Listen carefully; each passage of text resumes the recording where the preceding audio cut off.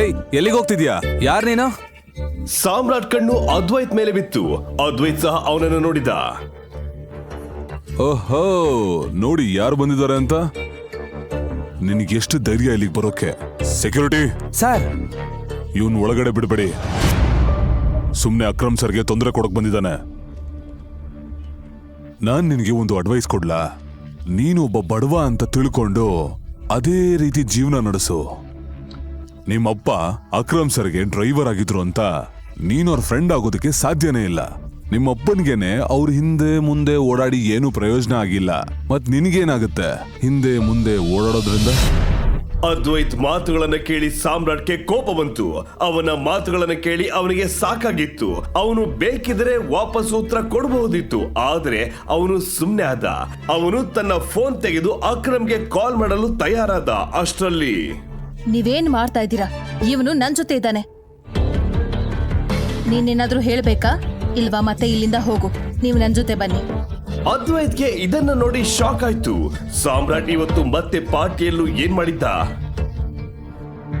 ಅಕ್ರಮ್ ನಿನಗೆ ಹೇಳಿದ್ನ ನಾನೇನಕ್ ಬಂದೆ ಅಂತ? ಈ ಮಾತನ್ನ ಕೇಳಿ ಜೆನ್ನಿಗೆ ಶಾಕ್ ಆಯ್ತು. ಕೆಲಸ ಕೇಳಲು ಬಂದಿದ್ದವರು ಅಕ್ರಮ್ ಸರ್ ಅನ್ನ ಏಕವಚನದಲ್ಲಿ ಕರೆಯುತ್ತಿದ್ದ. ಜೆನ್ನಿ ಇದಕ್ಕೆ ಏನು ಉತ್ತರ ನೀಡಲಿಲ್ಲ. ನೀನು ನನ್ನ ಪ್ರಶ್ನೆಗೆ ಉತ್ತರ ಕೊಡ್ಲಿಲ್ಲ. ಜೆನ್ನಿ ರಿಯಾಕ್ಷನ್ ನೋಡಿ ಸಾಮ್ರಾಟ್ಗೆ ಗೊತ್ತಾಯ್ತು ಅವಳಿಗೆ ಅವನು ಇಷ್ಟ ಆಗಿಲ್ಲ ಅಂತ. ಅಷ್ಟರಲ್ಲಿ ಜೆನ್ನಿ ಸಾಮ್ರಾಟ್ಗೆ ಒಂದು ಪೇಪರ್ ಅನ್ನು ಕೊಟ್ಟಳು. ಆ ಪೇಪರ್ ಅಲ್ಲಿ ಸಾಮ್ರಾಟ್ ಯಾವ ಕೆಲಸ ಮಾಡಬಹುದು ಅಂತ ಇತ್ತು. ಅದರಲ್ಲಿ ಸಾಮ್ರಾಟ್ ಯಾವ ಕೆಲಸ ಬೇಕಾದ್ರೂ ಚೂಸ್ ಮಾಡಿಕೊಳ್ಳಬಹುದಿತ್ತು ಅಂತ ಅಕ್ರಮ್ ಸರ್ ಹೇಳಿದ್ರು. ಇದರಲ್ಲಿ ಸ್ಟಾರ್ಸ್ ಯಾಕಿದಾವೆ? ಆ ಪೊಸಿಷನ್ಗಳಲ್ಲಿ ಈಗಾಗಲೇ ಕೆಲಸ ಮಾಡ್ತಾ ಇದ್ದಾರೆ, ಅವು ಖಾಲಿ ಇಲ್ಲ. ನಿನಗೆ ಕಾಫಿ ಬೇಕಾ ಅಥವಾ ಟೀನಾ? ಮ್ಯಾನೇಜರ್.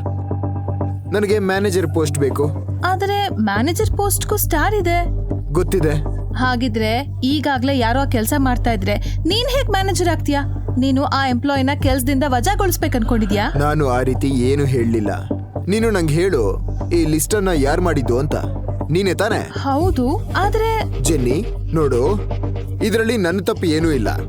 ನೀನು ನಂಗೆ ಲಿಸ್ಟ್ ಕೊಟ್ಟೆ, ನಾನು ನನಗ್ ಬೇಕಾದ ಕೆಲಸನ ಚೂಸ್ ಮಾಡ್ಕೊಂಡೆ. ಮುಂದೆ ಏನ್ ಮಾಡ್ಬೇಕು ಅನ್ನೋದನ್ನ ನೀನು. ಸಾಮ್ರಾಟ್ಗೆ ಏನ್ ಬೇಕು ಅಂತ ಅವನಿಗೆ ಚೆನ್ನಾಗಿ ಗೊತ್ತಿತ್ತು. ಆ ಕಂಪನಿ ಸ್ವತಃ ಅವನದೇ. ಆದಷ್ಟು ಬೇಗ ಇದನ್ನ ಹ್ಯಾಂಡಲ್ ಮಾಡಬೇಕು ಅನ್ಕೊಂಡಿದ್ದ. ಸರಿ ಮಿಸ್ಟರ್ ಸಾಮ್ರಾಟ್, ನಿಮ್ಮಿಂದ ನನಗೆ ಒಂದಷ್ಟು ಇನ್ಫಾರ್ಮೇಶನ್ ಬೇಕು. ನಾಳೆಯಿಂದ ನಿಮ್ಮ ಆಫೀಸ್ ಶುರುವಾಗುತ್ತೆ.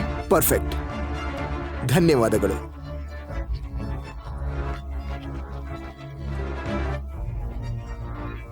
ಆದ್ರೆ ಮಾರ್ಕೋ ಬರೋ ಮೊದಲು ಅವನಿಗೆ ಏನ್ ಮಾಡಲು ಸಾಧ್ಯವಾಗ್ತಿರ್ಲಿಲ್ಲ.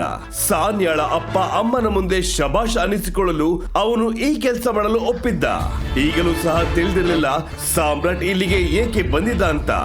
ಸಾಮ್ರಾಟ್ಗೆ ಗೊತ್ತಿತ್ತು ನಾಳೆಯಿಂದ ಕೆಲಸಕ್ಕೆ ಹೋಗಲು ಅವನಿಗೆ ಹೊಸ ಬಟ್ಟೆ ಬೇಕು ಅಂತ.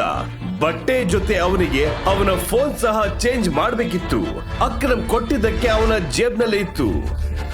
ಸಾನ್ಯಾ ಅವರ ಮನೆಯವರಿಗೆ ಮತ್ತು ಶ್ರೀಕಂಠದತ್ತರಿಗೆ ಬುದ್ಧಿ ಕಲಿಸ್ಬೇಕಂದ್ರೆ ಅವನು ಆ ಮನೆಯಲ್ಲಿ ನೌಕರರ ಜೊತೆ ಇರ್ಬೇಕಿತ್ತು. ಅವನು ಈ ಜಗತ್ತಿನ ಬೆಸ್ಟ್ ಅಳಿಯ ಅಂತ ಪ್ರೂವ್ ಮಾಡಬೇಕು ಅನ್ಕೊಂಡಿದ್ದ. ಮರುದಿನ ಸಾಮ್ರಾಟ್ ಬ್ಯಾಂಕಿಗೆ ಬಂದ.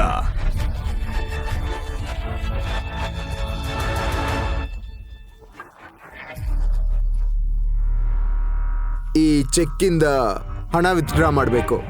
ಅಷ್ಟರಲ್ಲಿ ಪ್ರಣವ್ನ ಕಣ್ಣು ಸಾಮ್ರಾಟ್ ಮೇಲೆ ಬಿತ್ತು. ಪ್ರಣವ್ ಸಹ ಸಾಮ್ರಾಟ್ನನ್ನ ಯಾವಾಗ್ಲೂ ಆಡಿಕೊಳ್ತಿದ್ದ. ನೋಡಿ ಯಾರು ಬಂದಿದ್ದಾರೆ ಅಂತ. ಪ್ರಣವ್ ಆ ಬ್ಯಾಂಕ್ ನಲ್ಲಿ ಕೆಲಸ ಮಾಡ್ತಿದ್ದ. ಅವನು ಖಂಡಿತ ಒಳ್ಳೆಯ ಮನುಷ್ಯನಲ್ಲ. ಅವನಿಗೆ ಸಾಮ್ರಾಟ್ ಹೇಗೆ ಗೊತ್ತಿತ್ತಂದ್ರೆ ಮೊದಲು ಸಾಮ್ರಾಟ್ ಈ ಬ್ಯಾಂಕಿಗೆ ಊಟ ಡೆಲಿವರಿ ಮಾಡಲು ಬರ್ತಿದ್ದ. ಸಾಮ್ರಾಟ್ ಮತ್ತು ಪ್ರಣವ್ನ ಮಧ್ಯೆ ಇದ್ದ ಡಿಫರೆನ್ಸ್ ಅಂದ್ರೆ ಸಾಮ್ರಾಟ್ ಒಬ್ಬ ಬಡವ. ಚೆಕ್ಕಿಂದನ ಹಣ ವಿಡ್ರಾ ಮಾಡ್ಬೇಕಿತ್ತ? ನಿನ್ ಗೊತ್ತಲ್ವಾ ಇಲ್ಲಿ ದೊಡ್ಡ ಮೊತ್ತದ ಹಣ ಮಾತ್ರ ತಗೊಳ್ಳೋದಕ್ಕಾಗೋದು ಚೆಕ್ಕಿಂದ ಅಂತ. ಈ ಚೆಕ್ ಮೊತ್ತ ಸಹ ದೊಡ್ಡದು ಅನ್ಸುತ್ತೆ. ನಿಮ್ಮಿಂದ ಆಗಲ್ಲ, ಅದಕ್ಕೆ ನಾನು ಮ್ಯಾನೇಜರ್ನ ನೋಡ್ಬೇಕು. ಅದ್ರ ಅವಶ್ಯಕತೆ ಇಲ್ಲ, ಚೆಕ್ ಕೊಡು. ಪ್ರಣವ್ ಅದನ್ನು ನೋಡದೆ ಎಲ್ಲರ ಮುಂದೆ ಅದನ್ನ ಹರಿದು ಹಾಕಿದ. ಅಯ್ಯೋ, ಹುಚ್ಚಿಡ್ದಿದ್ಯಾ ನಿನ್ಗೆ? ಏನ್ ಮಾಡ್ದೆ ನೀನು? ಸೆಕ್ಯೂರಿಟಿ, ಇವನನ್ನ ಇಲ್ಲಿಂದ ಹೊರಗಾಕಿ. ನಕಲಿ ಚೆಕ್ ತಗೊಂಡ್ ಬಂದು ಬ್ಯಾಂಕ್ ಅವ್ರಿಗೆ ಮೋಸ ಮಾಡ್ಬೇಕು ಅನ್ಕೊಂಡಿದ್ಯಾ? ಪೊಲೀಸ್ ಅವ್ರನ್ನ ಕರೆಸಿ ಈಗ್ಲೇ ನಿನ್ನನ್ನು ಅರೆಸ್ಟ್ ಮಾಡಿಸ್ತೀನಿ. ಪ್ರಣವ್ ಮತ್ತು ಉಳಿದವರಿಗೆ ಸಾಮ್ರಾಟ್ ಈ ಸ್ಥಿತಿ ನೋಡಿ ನಗು ಬಂತು. ಇಲ್ಲೇನಾಗ್ತಿದೆ? ಈ ಧ್ವನಿ ಮತ್ತಾರದು ಅಲ್ಲ, ಅದು ಬಾಲ್ರಾಜ್ನ ಧ್ವನಿ. ಬಾಲ್ರಾಜ್ ನೋಡುತ್ತಲೇ ಅವನು ಸಾಮ್ರಾಟ್ ಅಂತ ಗೊತ್ತಾಯ್ತು. ಬಾಲ್ರಾಜ್ನ ನೋಡಿ ಸಾಮ್ರಾಟ್ಗೆ ಖುಷಿ ಆಯ್ತು. ಇವಾಗ ಅವನಿಗೆ ಯಾರು ಏನ್ ಮಾಡಲು ಸಾಧ್ಯವಿಲ್ಲ. ಸಾರಿ ಸರ್, ನನಗೆ ಗೊತ್ತಿರಲಿಲ್ಲ ನೀವಿಲ್ಲಿಗೆ ಇವಾಗ ಬರ್ತೀರಾ ಅಂತ. ಈ ವ್ಯಕ್ತಿ ಫ್ರಾಡ್ ಮಾಡೋದ್ರಿಂದ ತಪ್ಪಿಸ್ತಿದ್ದೆ. ಅವನನ್ನು ಬಿಡಿ.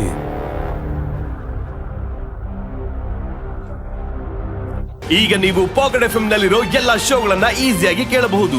ಈಗಲೇ ಡೌನ್ಲೋಡ್ ಮಾಡಿ ಪಾಕೆಟ್ ಎಫ್ಎಂ ಮತ್ತು ಕೇಳಿ ದೇಶ ವಿದೇಶದಲ್ಲಿ ಫೇಮಸ್ ಆಗಿರೋ ಟೈಗರ್ ರಿಟರ್ನ್ಸ್ ಅನ್ನೋ ಮೈ ನವಿರೇಳಿಸೋ ಕಥೆಯನ್ನ.